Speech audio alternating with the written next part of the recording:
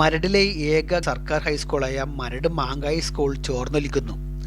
മരട് നഗരസഭാ ചെയർമാനും MLAയും അടിയന്തരമായി ഇടപെടണമെന്നാണ് മരടിലെ LDF കമ്മിറ്റി ശ്രദ്ധ ക്ഷണിക്കൽ സമരത്തിലൂടെ ആവശ്യപ്പെട്ടത്.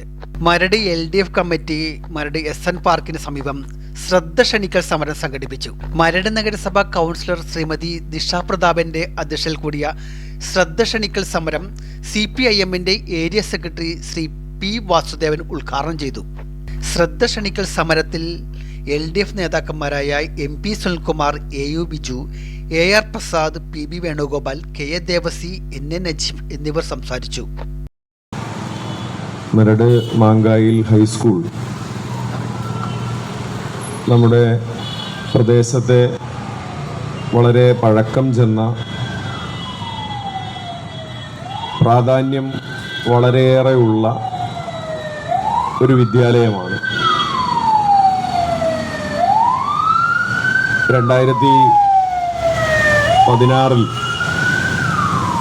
ഭരണത്തിൽ വന്ന സഖാവ് പിണറായിയുടെ നേതൃത്വത്തിലുള്ള ഒന്നാമത് ഇടതുപക്ഷ മന്ത്രിസഭയും അന്ന് ഈ മണ്ഡലത്തെ പ്രതിനിധീകരിച്ചിരുന്ന സഖാവ് M സ്വരാജും വിദ്യാഭ്യാസ മേഖലയിൽ സജീവമായിട്ടുള്ള ഇടപെടലുകൾ നടത്തുന്നതിനു വേണ്ടി മുൻകൈയെടുത്തവരായിരുന്നു. ഇവിടത്തെ ഹൈസ്കൂൾ എന്നുള്ളത് മരടിന്റെ ചരിത്രം കൂടിയാണ്.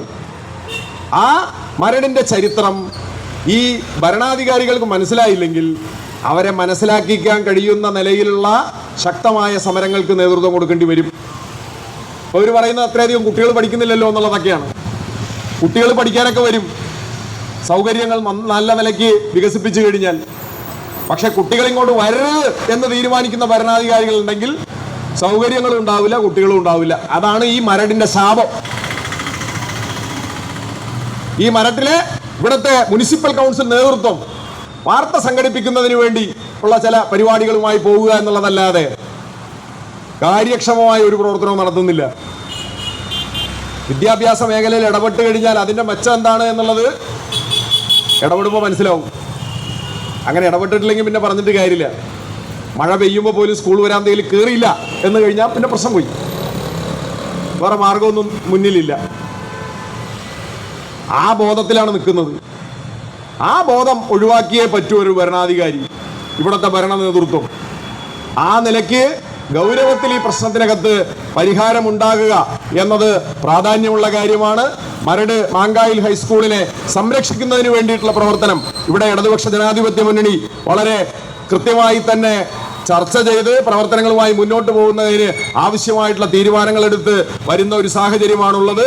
അത് ഗൗരവത്തിൽ തന്നെ മുന്നോട്ട് കൊണ്ടുപോകുന്നതിന് വേണ്ടി കഴിയണം എന്ന് മാത്രം സൂചിപ്പിച്ച് ഈ സമരം ഔപചാരികമായി ഉദ്ഘാടനം ചെയ്തതായി അറിയിച്ച് ഞാൻ വാക്കുകൾ ചുരുക്കുകയാണ്. അഭിവാദ്യങ്ങൾ.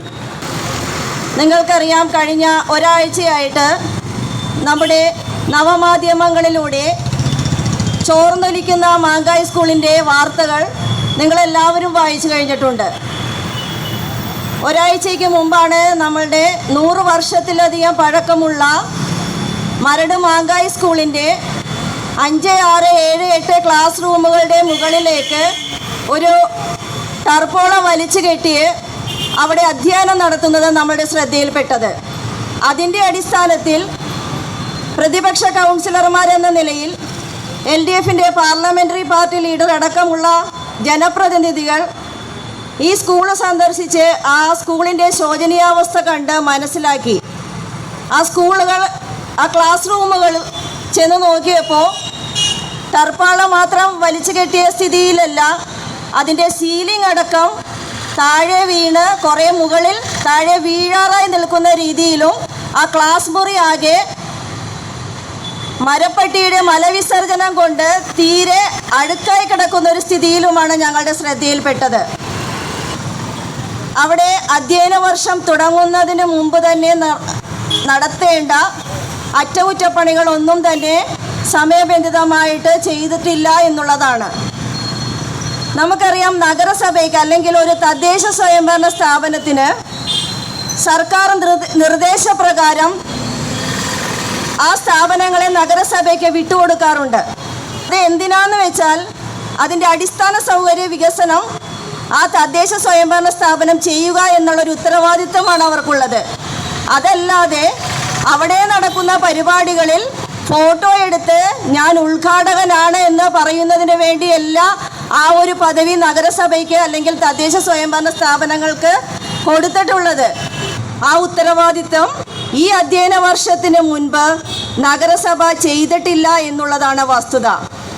ഈ വിഷയങ്ങൾ ഞങ്ങൾ ചൂണ്ടിക്കാണിച്ചപ്പോൾ നമ്മുടെ ബഹുമാനനായ ചെയർമാൻ ഒരു പ്രസ്താവന അതിൻ്റെ താഴെ വന്നു. എന്തെന്നായിരുന്നു വന്നത്? നിങ്ങളെല്ലാവരും വായിച്ചു കാണുമെന്ന് അല്ലെങ്കിൽ കണ്ടു കാണുമെന്ന് ഞാൻ വിചാരിക്കുന്നു. പ്രതിപക്ഷ കൗൺസിലർമാർ നടത്തിയ ഈ സമരം അല്ലെങ്കിൽ ഈ കാര്യം രാഷ്ട്രീയ പ്രേരിത മാത്രമാണ്. നഗരസഭയ്ക്ക് ചെയ്യാവുന്നതിൻ്റെ പരമാവധി കാര്യങ്ങൾ ചെയ്തു. കഴിഞ്ഞ അധ്യയന വർഷത്തിന് മുമ്പ് തന്നെ അറ്റകുറ്റപ്പണികളെല്ലാം ചെയ്തിട്ടുള്ളതാണ്. ഇതിന് DPCയുടെ അനുമതി കിട്ടാത്തത് കൊണ്ട് ഞങ്ങൾ ചെയ്തിട്ടില്ല. അതുകൊണ്ട് പ്രതിപക്ഷ കൗൺസിലർമാർ സർക്കാരിനെതിരെയാണ് സമരം ചെയ്യേണ്ടത് എന്നുള്ളതാണ്. ഇപ്പോ ഈ മാങ്ങായി സ്കൂളിന്റെ മേൽക്കൂര തകർന്ന് അപകടാവസ്ഥയിലായ സാഹചര്യത്തിൽ ഇടതുപക്ഷ ജനാധിപത്യ മുന്നണിയുടെ കൗൺസിലർമാർ നഗരസഭയ്ക്കകത്ത് ഈ പ്രശ്നം ഉന്നയിച്ചപ്പോൾ അവിടെ നഗരസഭയുടെ ചെയർമാൻ കൊടുത്ത മറുപടി എന്താ എന്നുള്ളത്